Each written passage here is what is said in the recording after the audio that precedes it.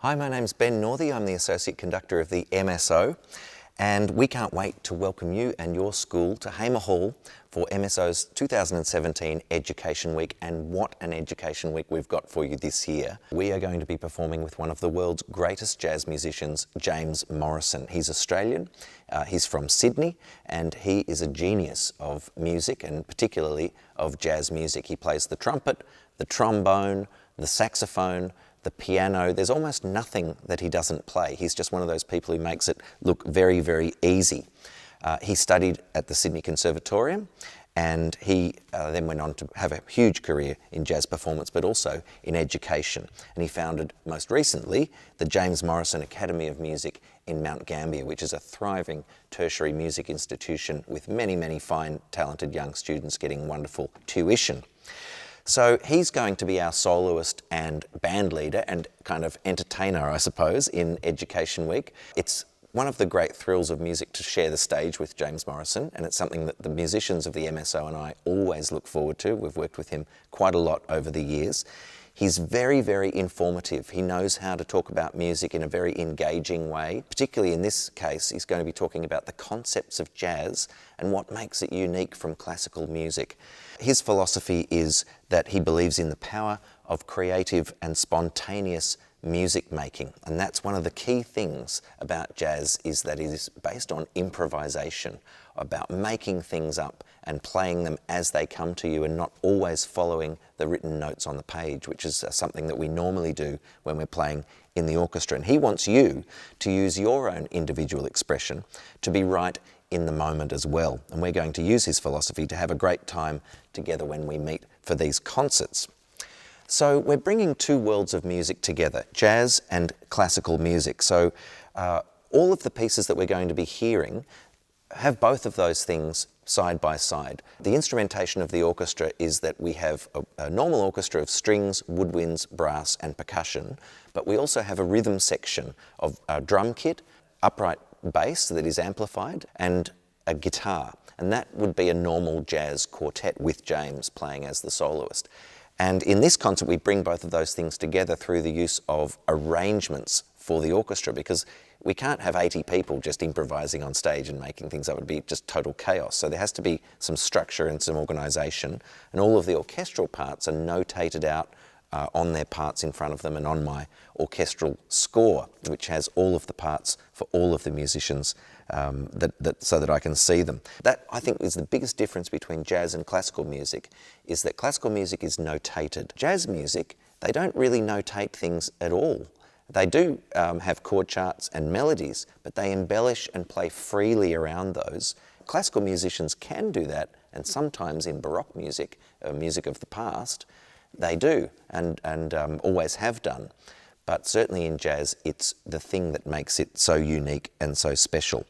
So I'm here with Laurence Matheson, a wonderful pianist. And Laurence, we're going to be performing a couple of the excerpts from a piece of music that I think really effectively brings the two worlds of classical music and jazz together, and that is by an American pianist called George Gershwin, who was a wonderful jazz pianist and a songwriter, but he also understood how the orchestra worked as well. So Laurence and I are going to explore three parts of Gershwin's masterpiece, An American in Paris. American composer George Gershwin was one of the most famous musicians of his time. In 1928, he wrote this piece of music, An American in Paris, and it was after he'd taken a trip to Paris. He wanted to capture the sounds, the hustle and bustle of a busy city. So let's have a listen to a piano version. I've got my score here, which has 29 different individual pieces or staves of music, one for each instrument of the orchestra. And Laurence has a piano reduction of this same music, but just for piano two hands. So let's have a listen to what it sounds like on piano two hands.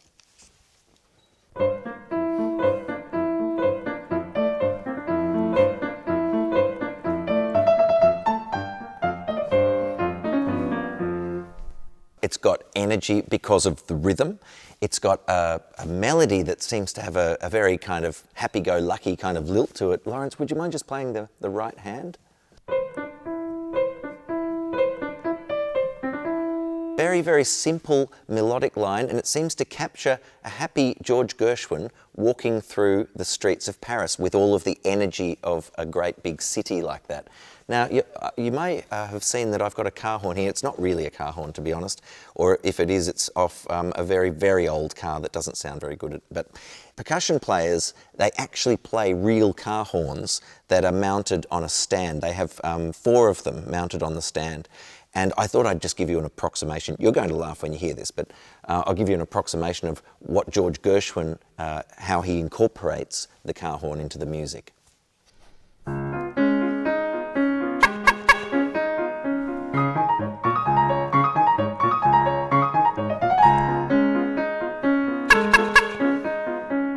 And on it goes. All of a sudden we really are literally hearing cars driving through the middle of the orchestra.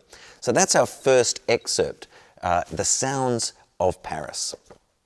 The second part of Gershwin's An American in Paris is much, much slower. It's got a different mood completely, but it sounds very, very jazzy, and I'm fascinated to actually get your ideas on why you think this music sounds particularly like jazz.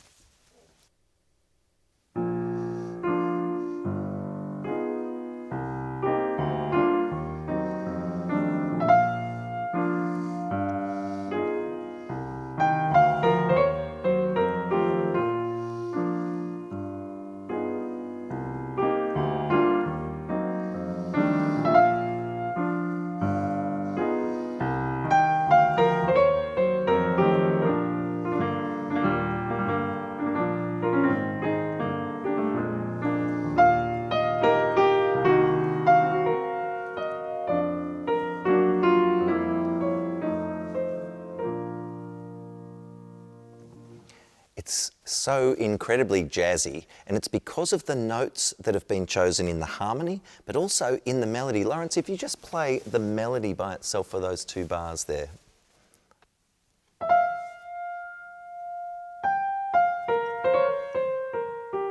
Now, the note that I find very interesting about that is this, what we would call a blue note. Laurence, if you play it again but play a D natural, it would sound completely different.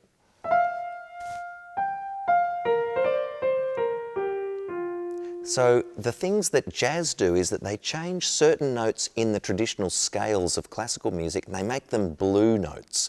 So it's often a minor third, or it might be a 7th. And you'll hear those a lot in the language of jazz, and people use them all the time when they're improvising. It creates a very, very unique sound. And of course, all of the chords that Gershwin has chosen have these kinds of extra blue notes in them, and it makes the harmony very, very interesting and much more modern sounding than it would have in, say, the days of Mozart, for example. The third and final excerpt of Gershwin's American in Paris that I'd like to share is written for the trumpet, and it's as if you've walked immediately into a jazz club, and Paris is full of jazz clubs. Laurence, I thought we might just play this with what we call straight quavers, so no sense of jazz swing at all, just straight quavers.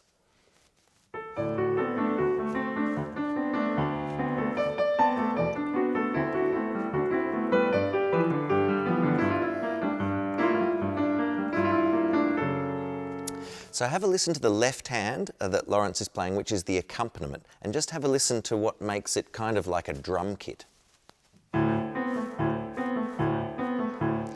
You've got these strong beats that are like a kick drum and a snare, boom, boom, this kind of sound.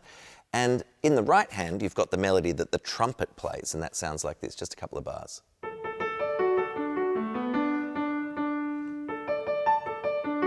Okay, so it's like a fanfare or something that trumpet plays. Now, if we were to swing that rhythm and make all of the notes, groups in 2s, sound like they're skipping, then it would sound much, much more jazzy, like this.